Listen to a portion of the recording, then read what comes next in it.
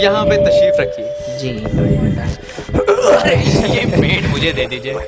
अच्छा, मकान ढूंढने में ज्यादा तकलीफ तो नहीं है आपको? नहीं नहीं, टांगे वाला जानता था, और फिर हमें तो यहाँ आना ही था भाई, रास्ता मिलता कैसे नहीं। अरे अरे, ये तो आपकी बड़ी मेहरबानी है, वरना हमने आपको तकलीफ दे दी। अरे नहीं साहब, जैसा मेरा काम वैसा आपका काम। भाई अपने लड़के की शादी तो करनी है, बल्कि यूँ कहिए कि मैंने आपके लिए खासी परेशानी कर दी। अरे अरे, आप तो मुझे ही कांटों में घसीटने लगे। हम तो आपके सेवक ही हैं। और बताइए शंकर बाबू, कितने दिनों की छुट्टियां हैं? जी कॉलेज की तो छुट्टियां नहीं हैं, बस वीकेंड में ही चला आया था। अच्छा ये बताइए, आपके जो कोर्स खत्म होने में लगभग साल भर रहा होगा? यही कुछ साल 2 साल। साल 2 साल? जी वो ना, मैं 1 आध साल का ना मार्जिन लेकर ही चलता हूँ। वो असल में असल में बात ये बाबू राम स्वरूप, ये शंकर 1 साल बीमार हो गया था। क्या बताऊं साहब, इन लोगों को इसी उम्र में सारी बीमारियां सताती हैं। एक हमारा जमाना था कि स्कूल से आकर दर्जनों कचौड़ियां उड़ा जाते थे, मगर फिर जो खाना खाने बैठते वैसे की वैसी भूख। अरे भाई साहब, कचौड़ियां भी तो उस जमाने में पैसे की 2 आती थी। हाल तो ये था कि 4 पैसे में ढेर सी मलाई आती थी, और अकेले 2 आने की हजम करने की ताकत थी, अकेले। और अब तो बहुत सारे खेल वगैरह भी होते रहते स्कूलों में। तब ना कोई ये टेनिस जानता था, ना ये वॉलीबॉल, ना ये बैडमिंटन। हाँ, कुछ लोग हॉकी क्रिकेट खेला करते थे कभी कभार, मगर मजाल है कि कोई ये कह जाता कि ये लड़का कमजोर है। अरे भाई साहब, उस जमाने की बात ही कुछ और थी। अरे हाँ भाई साहब, मैं सच कहता हूँ, पढ़ाई का ये हाल था कि एक बार जो कुर्सी पर बैठे तो 12 घंटे की सिटिंग हो गई। 12 घंटे। मैं सच कहता हूँ, उस जमाने का मैट्रिक भी वो अंग्रेजी लिखता था फर्राटे की, कि आजकल के ये MA BA भी मुकाबला नहीं कर सकते।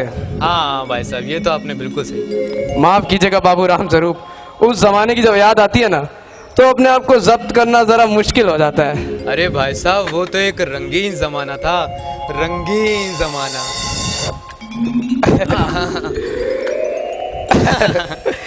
अच्छा, तो अब जरा बिजनेस की बातचीत हो है। बिजनेस ओ अच्छा, अरे पहले नाश्ता कर लीजिए। अरे ये सब आप क्या तकल्लुफ करते हैं। अरे तकल्लुफ किस बात का, ये तो हमारी तकदीर है कि आप हमारे यहाँ तशरीफ लाए, वरना मैं किस काबिल हूँ। माफ कीजिएगा जरा, मैं अभी हाजिर हुआ। जी जी। गए क्या?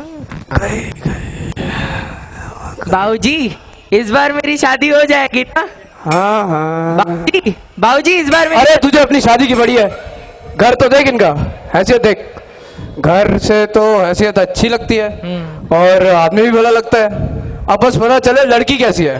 जी जी। क्यों, क्या हुआ? कुछ नहीं। अब झुक कर क्यों चलते हो? ब्याह तय करने आए हो, कमर सीधी करके चलो। तुम्हारे तो सही कहते हैं कि शंकर की बैकबोन। बाबूजी वो आ रहे हैं।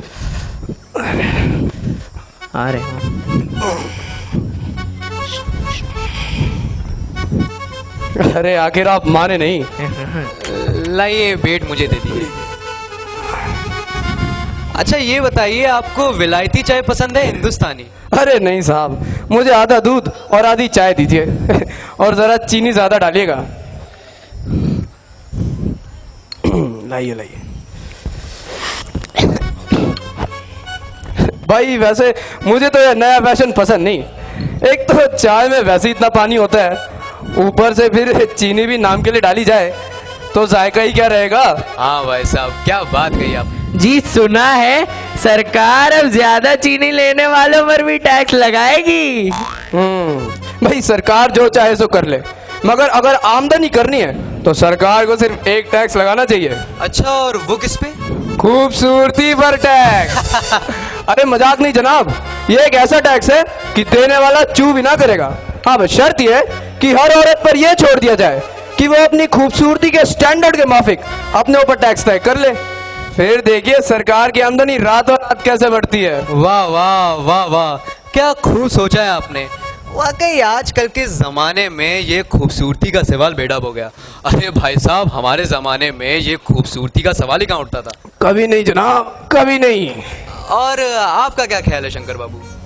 जी किस मामले में? अरे यही कि शादी तय करने में खूबसूरती का कितना हिस्सा होना चाहिए। वो बात दूसरी है बाबू राम स्वरूप। मैंने आपसे पहले भी कहा था, लड़की का खूबसूरत होना नया जरूरी है, फिर चाहे कैसे भी।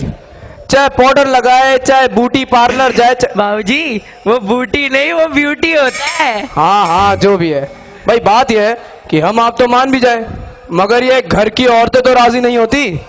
भाई आपकी लड़की तो ठीक है ना? अरे अरे वो तो आप देख ही लीजिएगा। अजी अब इसमें देखना क्या है, अब आपसे इतनी बातचीत हो चुकी है तो ये सब आप एक रस्मी समझिए। अरे अरे ये तो आपका मेरे ऊपर भारी एहसान है।